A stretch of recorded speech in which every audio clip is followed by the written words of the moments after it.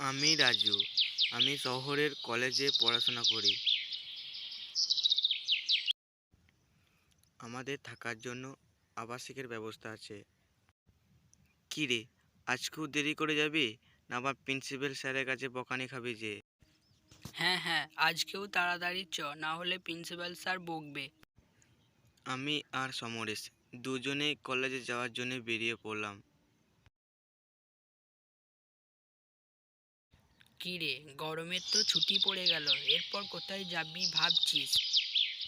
চ, তাহলে ছুটি কদিন আমাদের গ্রামের বাড়ি থেকে ঘুরে আসি। চ, তাহলে তোদের গ্রামের বাড়ি থেকে ঘুরে আসি। মাসিমা আর মেসোমশাইকে বলে দে, তাহলে আজ রাত্রে আমরা রওনা দিচ্ছি। হ্যাঁ, আমি ফোন করে বলে দিচ্ছি। আমি আর সমরেশ বাসের অপেক্ষায় দাঁড়িয়ে রইলাম। আমি আর সমরেশ বাসে উঠলাম।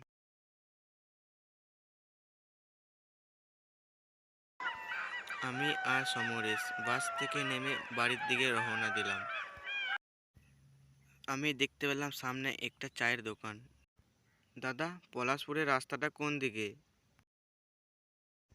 এত রাত্রে ওই রাস্তায় যাওয়া কি ঠিক হবে? কেন যাওয়া যাবে না ওই রাস্তা দিকে?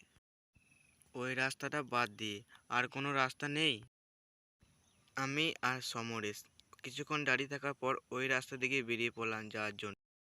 বাড়িতে এসে দেখি মা আর বাবা আমাদের জন্য বাড়ির বাইরে অপেক্ষা করছে। তোরা এসেছিস বাবা, তোদের জন্য আমার অনেক চিন্তা হচ্ছিল। আমি আর সমরেশ দুজনে বাড়িতে এসে গল্প করছি। কি রে বাবা, তোদের পড়াশোনা কেমন চলছে? পড়াশোনা শেষ করার পর কি করবি ভাবছিস? হ্যাঁ, আমি আমার বাবার ব্যবসাটাকে আরো বড় করার চেষ্টা করব। হ্যাঁ রে বাবা, তুই ঠিক কথাই বলেছিস। কি রে, অনেক রাত হয়ে গেল, ঘুমাবি না এরপর?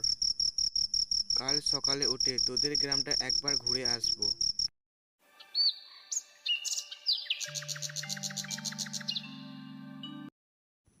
কি রে, আর কত ঘুমাবি? ওঠ এরপর।